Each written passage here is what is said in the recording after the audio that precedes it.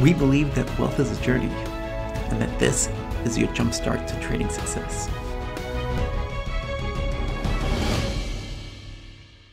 Hi everybody, and welcome back to the Trader's Mindchat Show. I'm Mike. And I'm Melissa. Today we're going to talk about how to deal with losses and also how to nail down winners. So Mike, what are some of the things that you do when you're dealing with some heavy losses with your trading? Heavy losses? Hopefully there's not too many heavy losses, but well, when like if the market's choppy, like if there's a string of losses, I'll take a step back and try to like reevaluate what I'm doing. Like is there a flaw in my trading system? Is it the market conditions? Is it part of the system, right? So a lot of that comes back to knowing our stats, right? Like if we don't know what our typical batting average is, then you strike out once and it could be the end of the world, right? Like oh my god, I had a losing trade. Well, what happens if you win half the time, right? Like then one loss or a couple of losses in a row shouldn't mean that much. It's more about when you're looking at it at a larger interval. Like I like to look at my trades in chunks of 10 to see if I'm on track. And you're looking at this through your journaling, or how are you even identifying what those stats are? Yeah, through the journaling. So I keep a spreadsheet that our members have access to, and I've been updating not just updating, but evolving the trading journal as I've gone. So I can't wait to offer this. Hopefully, in the near future, we'll be offering the Mara Trading Journal. Oh, they members have it. Oh, great! Yeah, all the members have it. We sent it out. They've got access to the actual files. So great! And it's constantly evolving as you're evolving as a trader. That's awesome. Yeah. So one of the stats that I find super important to track is your historical batting average, but also your batting average over your past 10 trades. So that way you could see how you're doing in the short term versus your historical batting average. So like, let's say for this year, right? Like I'm up about 60% on the year, which is decent. But my batting average on the year is only about 42%.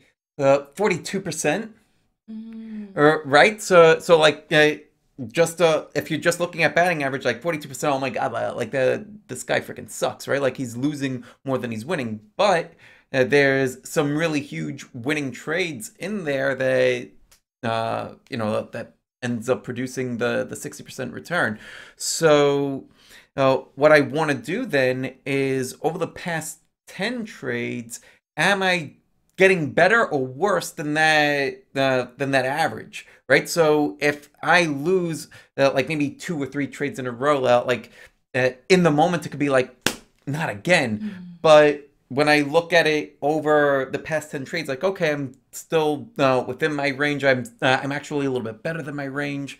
Where do I fall? And then if I start falling below my average, then that's where it's like, okay, let me start reeling things in, dialing back, and figuring out what's going on here.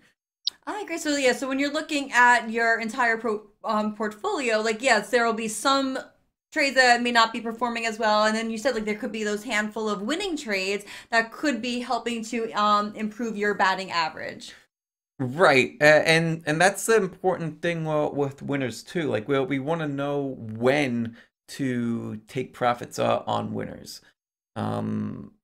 If we cut winners, like if we take profits too early, then the winners, right, like they don't end up paying for the losing trades. Then like having that 60% return on the year so far, like that wouldn't happen if I'm just taking gains off the table too fast, or if there's or if I'm letting the gains come back in. So like you see your the trade moving up and up, and then letting it come back down, and then all of a sudden you're back at break even, and you lost that gain. Actually, Bill O'Neill has a very like classic story in his book, How to Make Money in Stocks, about like turkeys.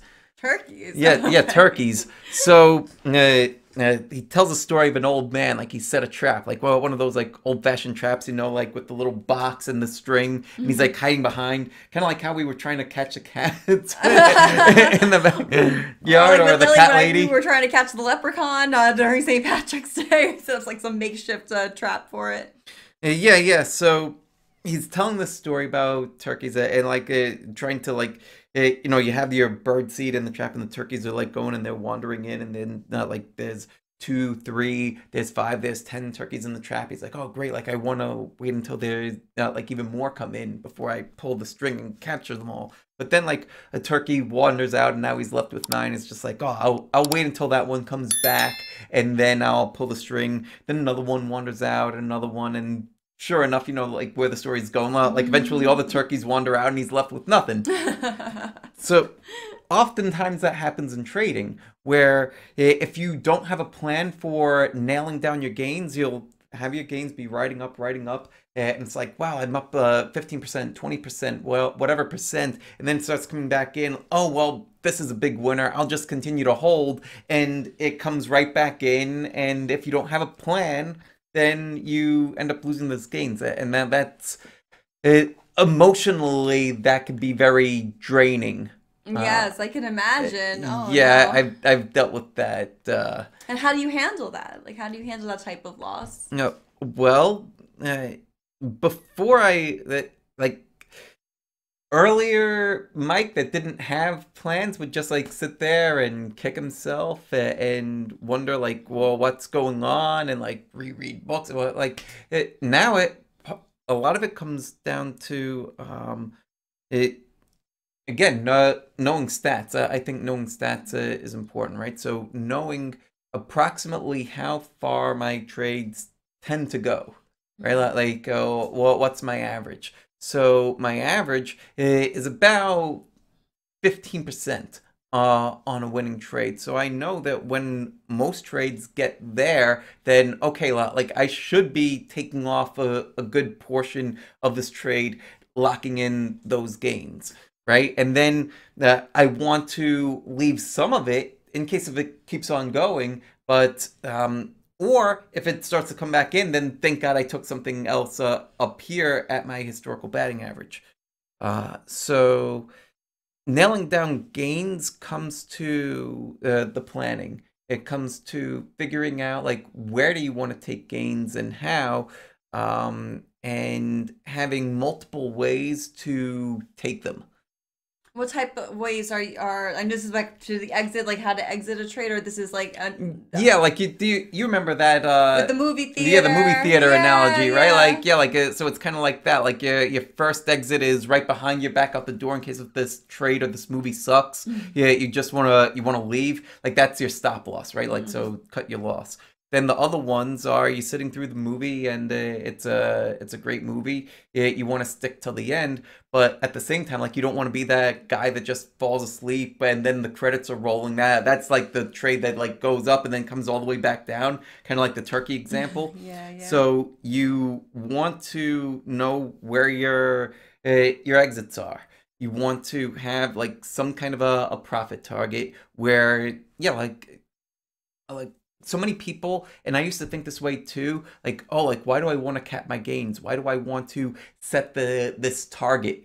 For one, nobody says that you have to take off everything at the target, right? But I see the target as kind of like like an address that you plug into a GPS. It's guiding you, like so you know, like if you're on track to getting to where you want to go. So I'll set targets, and I will take off a portion of the trade if it gets there. Another way that I like to exit a trade with a profit is if it closes below a certain moving average.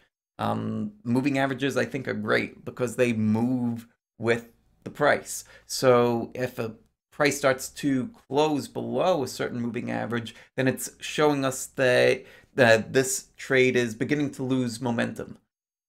So as a momentum-based trader, I want to be in stocks that are continuously moving higher. And if it starts to lose a certain moving average, then it's like, okay, at least for now, it's lost some of its mojo. time to swap into something else or start scaling out of that trade. And then there's another thing that I use, which I call a backstop. And the backstop is like if you, let's say you walk up a set of stairs, and like when you get to the top of the stairs, like it should be a nice firm floor.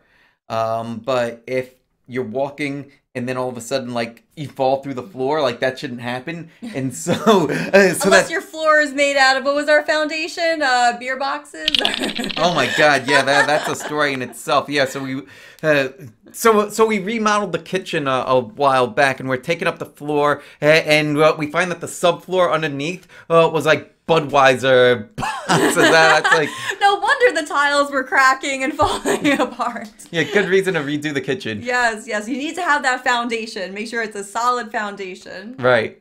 So yeah, so long if your foundation is firm for your kitchen or for your charts, your price action, like that's how you want it to be. Like if it starts to come back into a level of support, like where price has just been kind of stable here for a while, and so if price comes down, it should bounce off. If price comes down and it falls through, then that's it.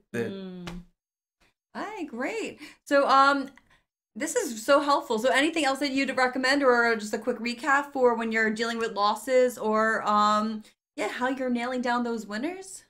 So yeah, so again, when you're dealing with losses, I think that the first thing is to have awareness and know your stats. Know your stats. Yes. Know your stats. So you're continuously monitoring, tracking your trades, what you're doing, and to view them as learning experiences, right? Like if you're planning to be in this game for any period of time, all these things, like every trade has great learning experiences in it, whether it's a win or a loss. Track those things, keep great notes on it, and then when you're in a good headspace, then go back and then start to look at like, okay, like what went well in this trade and where is there room for improvement, and frame it that way, right? Like don't tell yourself like, oh, what went wrong, because like if you're looking for what went wrong, like you're already framing it in a negative way. So what can be improved? I always like to frame things in a positive way. No, I love that. I think that's so important for anything, any kind of questions you're asking yourself, to always do it in a positive way, or else that jerk will start coming out with all the reasons why. Oh, you're stupid. You're dumb. Like, how could you have done that? But yeah, you want to make sure that you're framing it a positive way so you get positive answers back about how you can do it differently moving forward. Right. All right, great. So hopefully this episode has been helpful to you with your trading. If you have any comments, let us know what your favorite thing is. Put it in the comments below. Don't forget to subscribe and like this video, and hope to see you next time. All right, now take it and run with it. See you soon. Bye. Bye, everybody.